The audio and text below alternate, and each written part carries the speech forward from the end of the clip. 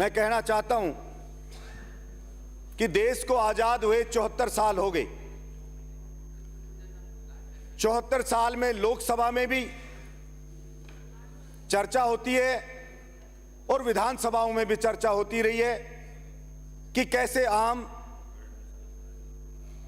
जो आदमी है उसके जीवन के स्तर को कैसे उठाया जाए। और मेहनतकश आदमी, किसान मजदूर आदमी अपनी खून पसीने की गाड़ी कमाई से टैक्स भी सरकार को देता आ रहा है 74 साल से कि इससे डेवलपमेंट के कार्य होंगे। लेकिन अफसोस की बात है 74 साल के बाद भी आज भी गरीब आदमी सीवर का मिला हुआ पानी पीने को मजबूर है। आज भी देश का किसान अपने खेत में पानी के लिए तरस रहा है, बिजली के लिए तरस रहा है, खाद के लिए तरस रहा है। और लोकसभा में हो तो वहां से होती है कि हम भारत माला बनाने जा रहे हैं, मेजें थपथपाई जाती हैं। स्टेट गवर्नमेंट में हो कि ये सड़कें बना रहे हैं, वो सड़कें बना रहे हैं।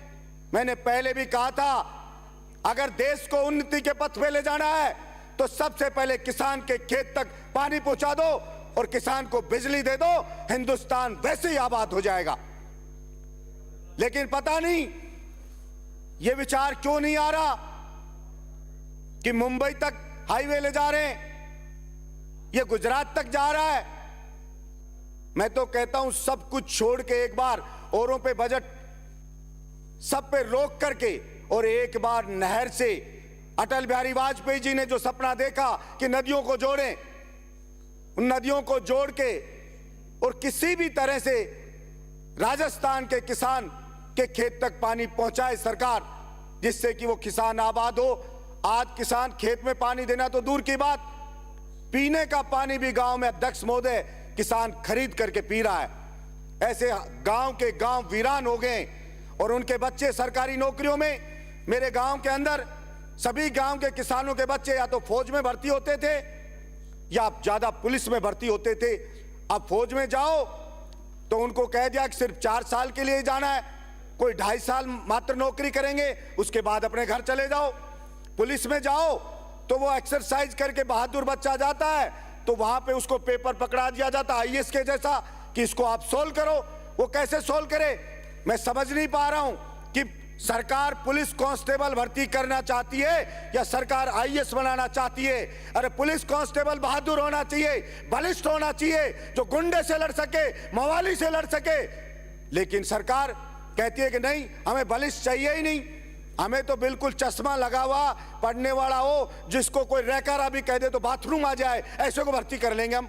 सारा आदमी की अलग अलग अभिरुचि होती है, अलग अलग क्षमता होती है, शारीरिक क्षमता होती है, लेकिन पता नहीं कौन पेपर बनाता है।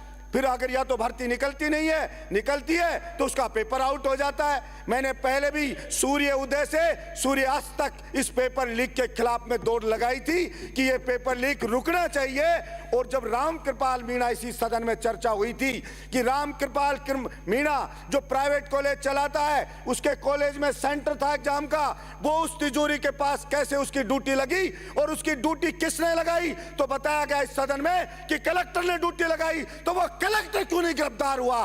कलेक्टर के खिलाफ क्यों नहीं कार्रवाई हुई? उसके खिलाफ होनी चाहिए थी। उस बड़ी मछली को किसने बचाया? और भी कोई बड़े आदमी हो, ये छोटे छोटे आदमी पकड़ करके और हम खाना पूर्ति नहीं कर सकते।